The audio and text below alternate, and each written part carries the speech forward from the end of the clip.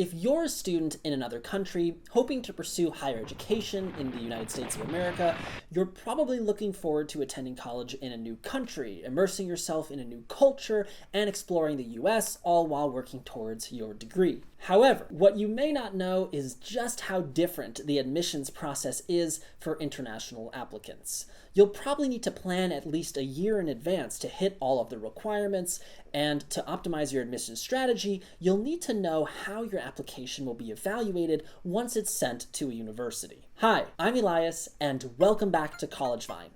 Today we'll be covering the steps you'll need to take as an international student to apply to colleges in the United States. We'll walk through major application components, what colleges look for in international applicants, and considerations regarding financial aid. First, let's discuss how colleges evaluate international students. Admissions officers generally consider international applications somewhat separately from domestic ones, and this is in large part due to the fact that universities often have caps for international students, or at least commit to giving most of their seats to domestic applicants. This is especially true for public schools, where in-state students make up the majority of accepted applicants. So a school's overall acceptance rate might be quite different from its acceptance rate for international students. At UC Berkeley, for example, the overall acceptance rate is around 18%. It's pretty competitive, right? But for international applicants, it's only around 9%. Now, this is not to say that colleges in the US are opposed to accepting international students. On the contrary, many US colleges have seen their international student populations grow significantly in recent years. But international applicants applying to colleges in the US still face very steep competition.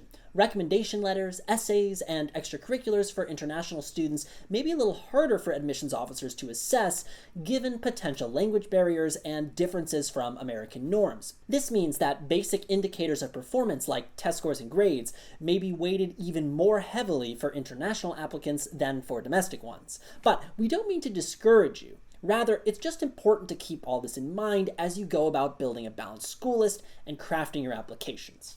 All right, let's discuss some major application components, starting with grades. Because admissions officers encounter so many unique grading scales from around the world, they usually recalculate transcripts on a customized scale so they can easily compare applicants. That said, the application portal through which you apply might ask you for a number out of 4.0, and as a general rule, you should provide an unweighted GPA. If your school only provides a weighted GPA, you can use our online GPA converter, linked below, to find out your unweighted one. And if your school doesn't have a grading scale at all, admissions officers can review your transcript, predicted grades, or test scores like IB exam results. In short, you should be fine whether or not you have an accessible unweighted GPA, so long as you or your guidance counselor send in the right documents. When it comes to testing, international students can take the SAT or the ACT, just like domestic students. But if you want to know whether you can apply test optional or if a college has a different score requirement for international students, you'll have to research specific policies for that school. Our advice, though, is to take these tests if you can. Submitting any test scores, even if they're a little below the average test scores of accepted students at a given school, should increase your chances of acceptance. In addition to the SAT and ACT, which are optional at most schools these days, there is also often an English language proficiency testing requirement for international students. Many universities in the US will ask you to submit a score, especially if you attended a high school where English was not the primary language of instruction. You'll probably have to take the TOEFL, or Test of English as a Foreign Language, which is the most widely accepted English language test in the world. The entire test takes roughly 4.5 hours, including registration time, and there are 4 sections: reading, listening, speaking, and writing. Each section is structured and graded differently. But the TOEFL isn't your only option. There are other tests, like the International English Language Testing System, or IELTS, which also might fulfill that testing requirement.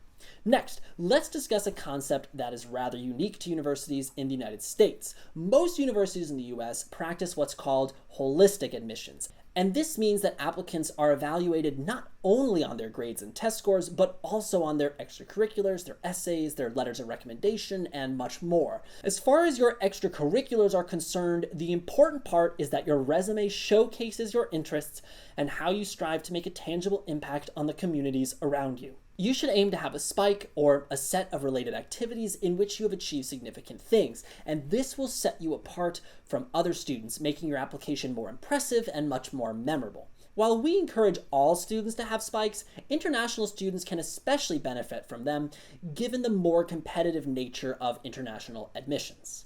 The last major component of your application consists of your essays, and as an international student, you may want to consider writing about why pursuing an education in the United States is more appealing to you than staying in your home country. This is especially true for essays that ask why you want to attend a specific school. Beyond that, make sure that your essays are deeply personal and compelling.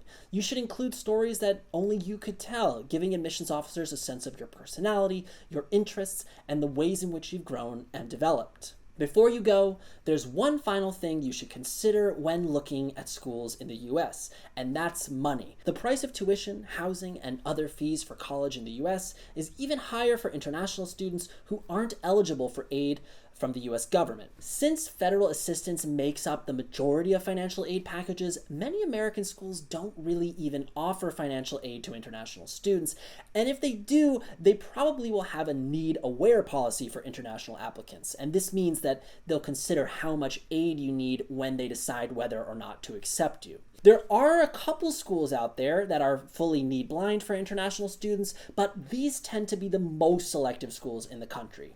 So, if your family can't afford the cost of college in the US, you'll probably have to find either private loans or scholarships to make up the difference. And that's it. While you keep these application components in mind, note that each US school has a different set of requirements for deadlines, standardized tests, transcripts, financial aid, and more. To stay on top of all the moving parts of all your applications, just head on over to collegevine.com.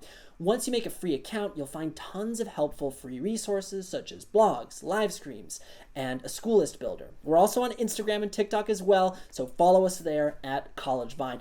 And of course, if this video was helpful, don't forget to like and subscribe to keep up to date with all our upcoming content. Thanks for watching, and see you again next time.